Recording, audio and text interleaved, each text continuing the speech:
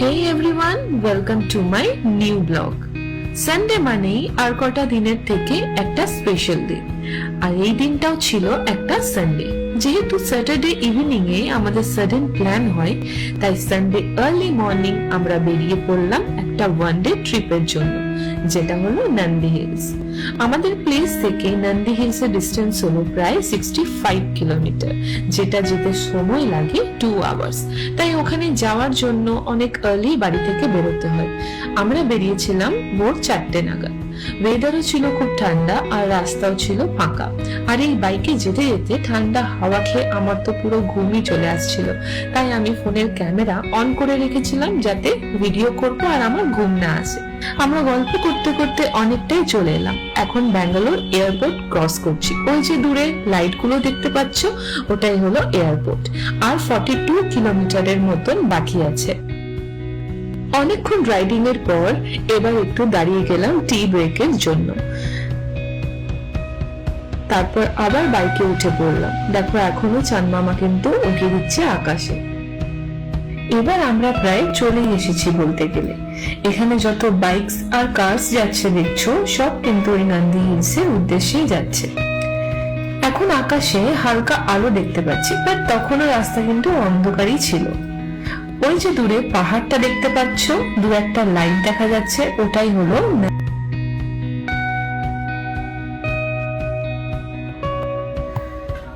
এখানে সুন্দর সুন্দর অনেক হিলভিউ রিসোর্টসও আছে।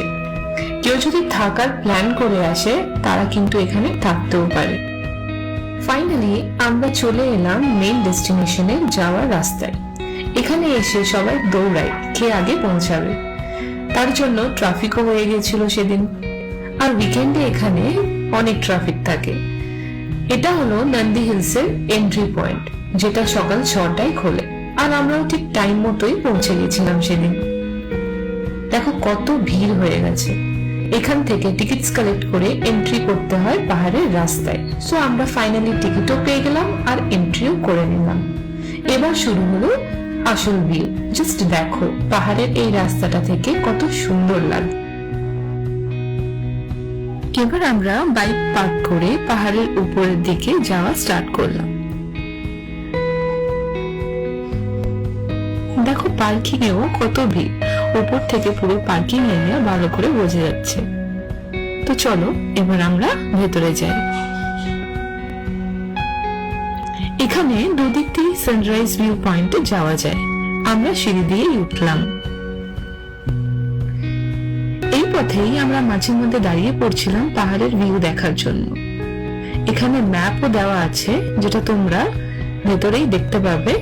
এই ম্যাপ দেখেও তোমরা প্লেসটাকে এক্সপ্লোর করতে পারো। নন্দী হিল আমি আগেও একবার এসেছিলাম, আর এটা হলো আমার সেকেন্ড টাইম। জায়গাটা জাস্ট আমার অসম লাগে। একটা পিস ব্যাপার আছে জায়গাটার মধ্যে। বেসিক্যালি ওখানে সানরাইজ ভিউ দেখতেই বেশি মানুষ যায়। আর আমরা গেলে তো অনেকক্ষণ স্টে করি, ওখানে ঘোরাঘুরি করি, তারপর বাড়ি ফিরি। মুডই হয় না তাড়াতাড়ি বাড়ি ফেরা। এখানে কয়েকটা মন্দিরও আছে পাহাড়ের উপরে।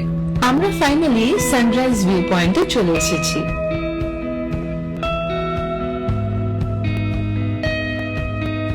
এখান থেকে জাস্ট দারুণ লাগছিল ভিউটা। এখানে অনেক ছোট ছোট হনুমানও ছিল। মাঝে মধ্যে তারা লোকের ব্যাগ নিয়েও পালাচ্ছে খাবার আছে ভেবে। এখানে দেখো একজন আবার আমার বড়মশাইয়ের কাছে গেছে বিস্কিটের জন্য। শেষমেশ সে বিস্কিট না পেয়ে বড়মশাইকেই ডাক দেখি।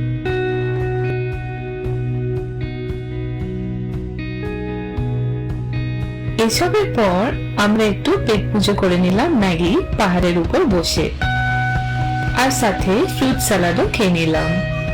এবার আমরা গেলাম নন্দী হিলস এর গার্ডেনের দিকে, যেখানে আছে অনেক রকমের ফুল গাছ আর স্কাই ওয়াকও আছে, যেটা তোমাদেরকে ভিডিওর ফার্স্টেই দেখিয়েছি।